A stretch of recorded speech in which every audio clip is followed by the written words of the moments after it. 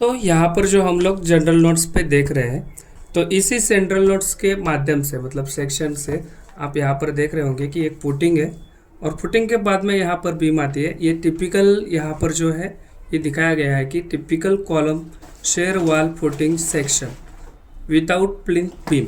यहाँ पर without plinth beam के माध्यम से मतलब यहाँ पर प्लिंथ बीम नहीं है और यहाँ पर फुटिंग टू डायरेक्ट बीम का जो हाइट है वो यहाँ पर कैसे क्लियर हाइट के हिसाब से पकड़ा है, ये यहाँ पर जनरल नोट्स में दिया है।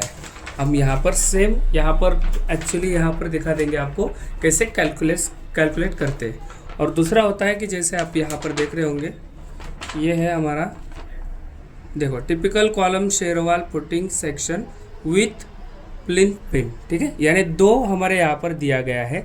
तो यहाँ पर हम आपको एक समझाने वाले हैं जो कि विदाउट प्लिंथ बीम, ठीक है, डायरेक्ट फुटिंग से बीम, ठीक है। अभी ये कैसे होते हैं और यहाँ पर कैसी प्रोसेस है, ये पूरी आपको बात यहाँ कर क्लियर कर रहा हूँ। तो दोस्तों सबसे पहले हम यहाँ पर आपको बताना चाहूँगा कि ये फुटिंग है, ठीक है, ये फाउंडेशन है और यहाँ पर एक प्लिंथ बीम, ये है हमारी फ्लोर बीम की बीम है। यहाँ पर मान लीजिए इसको एक नाम देते हैं, यहाँ पर देते हैं फर्स्ट स्लैब, ठीक है, ये फर्स्ट स्लैब लेवल है। और यहाँ पर ये क्या है, ये फुटिंग टॉप है, ठीक है, ये फुटिंग टॉप। अब इस वीडियो में हम क्या जानकारी लेने वाले हैं कि h/4 में हमारा जो h है, h/4 में लैपिंग कैसे करते हैं। तो ये h/2 क्या होता है, h/4 क्या होता है, ये यहाँ पर क्लियर करने वाले, ठीक है।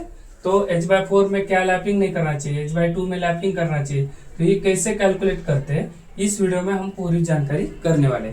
तो दोस्तों अभी यहाँ पर आपको देख रहे होंगे कि यहाँ पर पूरा इस जनरल नोट्स में दिया जाता है, जब भी देते हैं तो यहाँ पर देखते हैं तो फुटिंग का एक दिखाया जाता है, यहाँ पर कॉलम ये पूरा वर्टिकल का कितना यल लेना है, उसके बाद ये लैपिंग जोन h/2 दिखाया है, h/4 दिखाया है, h/4 है, यहाँ पर h है, h कैसे डिस्टेंस क्लियर किया है।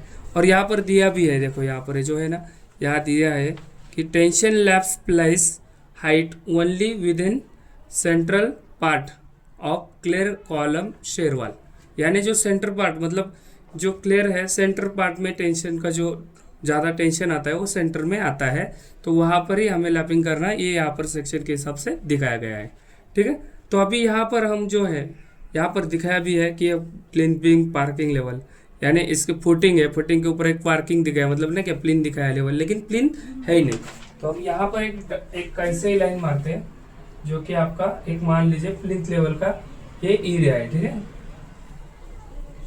और ये लैपिंग कहाँ करना है, जो सरिया है ये लैपिंग जॉगल कहाँ होना चाहिए, ये यहाँ पर आपको दिखाते हैं। ये क्या है, प्लिंथ लेवल लिखते हैं, ठीक है। अभी यहाँ पर जो है वो हम कैसे h/4 और h/2 में लैपिंग करने वाले वो यहाँ पर क्लियर कर रहे हैं।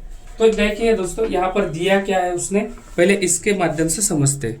पहले दिया है कि यहाँ पर जो है H दिखाया है, ठीक है। H कहाँ से दिखाया, बीम बॉटम से लेकर फुटिंग टॉप, क्योंकि यहाँ पर टाई बीम प्लिंथ बीम ऐसा कोई भी चीज़ नहीं है, इसके लिए फुटिंग टॉप से लेकर बीम का बॉटम यहाँ पर H दिखाया, ठीक है। पहले H लिखते हैं, जो हमारा H है यहाँ पर, ये जो है हमारा यहाँ से लेकर यहाँ, ये फुटिंग टॉप से है ना, क्योंकि यहाँ पर प्लिंथ नहीं है, हम डायरेक्टली टॉप ले रहे हैं। यहाँ पर H है, अभी H कितना है, H है हमारा, जैसे हम पकड़ते थे 4 मीटर 200, चलो 4 मीटर 200 हमारा जो है वो H है, ठीक है। H कितना है, 4 मीटर 200। और हमारा एग्जांपल के तौर पे ये जो बीम की डेप्थ है वो पकड़ते हैं हमारा 600, कितना 600 mm, ठीक है। ये जो एग्जांपल हो गया कि बीम की डेप्थ है 600 और ये जो हमारा फुटिंग टॉप से लेकर बीम बॉटम हमारा 4200, ये पूरा यहाँ पर क्लियर हो गया। मान लो जैसे कि ये फुटिंग से जो स्लैब है, इस स्लैब का लेवल कितना है वो भी हमारे पास में रहता है। मान लो ये प्लिंथ हटा दिया और यहाँ पर सिर्फ फुटिंग टॉप से स्लैब टॉप यहाँ कितना है, टोटल देखो 4200 प्लस 600 यानी 4800, यानी 4 मीटर 800 mm हमारा ये एच पूरा होता है, ठीक है। पूरी फ्लोर टू फ्लोर हाइट हमारा कितना, मान लो ये फुटिंग टॉप से लेकर स्लैब टॉप हाइट है 4 मीटर 800, ये हमारा हिसाब रहता है। लेकिन इसमें हमें साइड पे बीम माइनस करके हमारा क्लियर एज मतलब क्लियर स्पैन जो है हमारा वो यहाँ पर निकल जाता है, एच बाय एच जो है हमारा क्लियर वो यहाँ पर निकल जाता है बीम माइनस करने से। जो फुटिंग टॉप से लेकर स्लैब टॉप का उसमें बीम माइनस करेगा तो वो क्लियर निकल जाएगा हाइट। ठीक है, अभी यहाँ पर जो है हम बात करने वाले, अभी यहाँ पर जो किया क्या है, सबसे पहले किया है h/4। ठीक है, क्या किया है h/4। देखिए यहाँ पर h/4 है, यहाँ पर h/4 है और बीच में h/2 है। तो वो कैसे किया है, तो जैसे हम यहाँ पर है, ये जो हमारा h है 4 मीटर कितना है 200, तो हमारा 4 मीटर 200 डिवाइड बाय 4, क्योंकि h/4 दिखा है, हम 4 करते हैं तो कितना 4/200 डिवाइड बाय 4 होता है, तो हमारा आता है 1050 mm। ठीक है, यानी ये जो हमारा फुटिंग टॉप है, ये फुटिंग टॉप से लेकर ये जो यहाँ तक आएगा वो h/4 लेना है, h/4। तो h/4 कितना है 1050 mm। ठीक है, और बीम बॉटम से लेकर नीचे आना है और यहाँ लेना है कितना h/4 लेना है, h/4 कितना है h/4 1050 mm।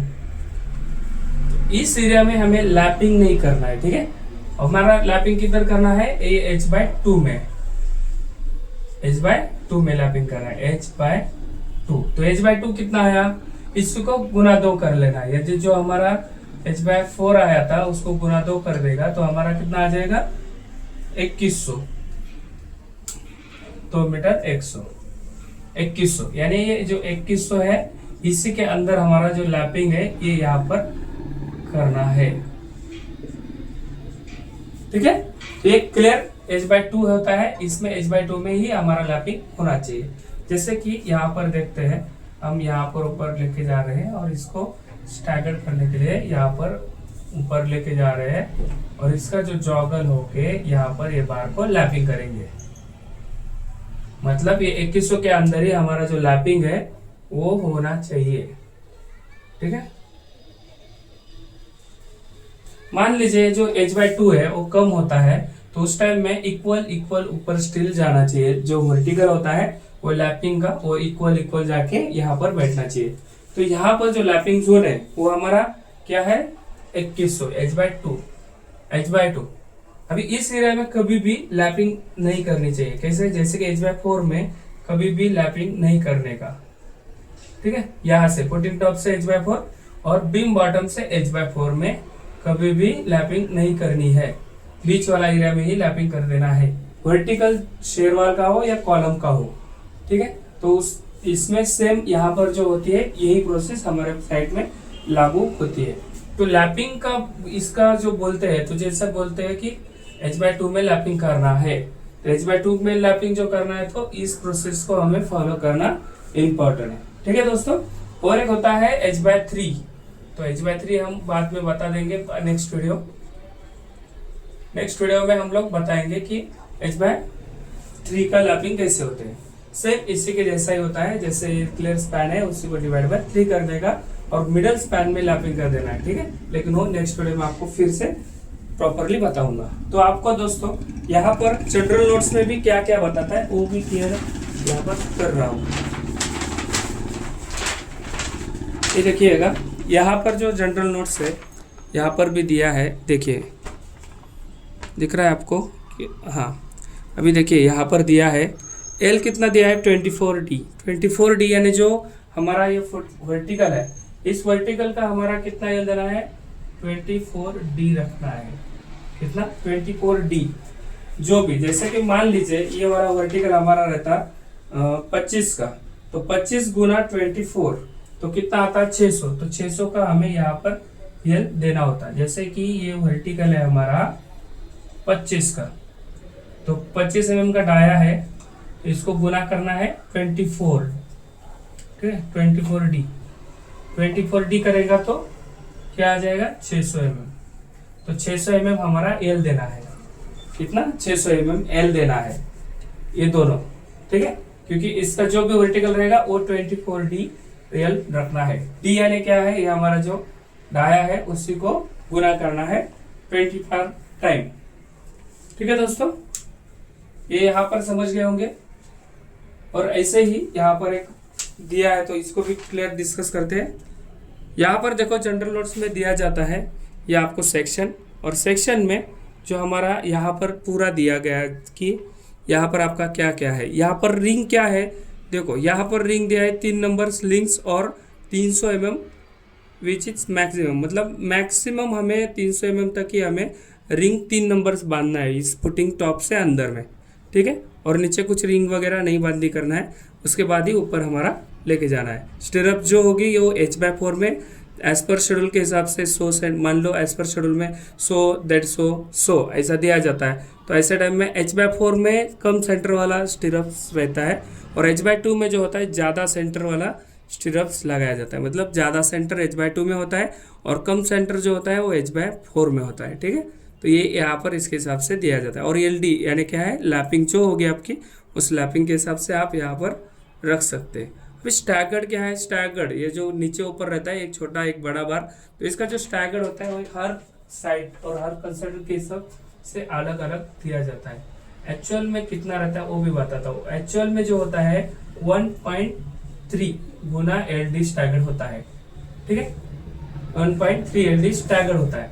बट कहीं कहीं पर 300 mm भी स्टैगर्ड चलता है, तो कहीं कहीं पर 500 mm भी स्टैगर्ड चलता है। तो इस स्टैगर के हिसाब से जो एज पर ड्राइंग या एज पर कंसर्न की डिस्कस करने से हम लोग जो स्टैगर्ड है वो स्टैगर्ड रख सकते हैं। और लैपिंग आपको H/4 के माध्यम से कैसा रखना है H/4 के डिटेल्स यूज करके, तो ये यहाँ पर इस वीडियो में समझा दिया है।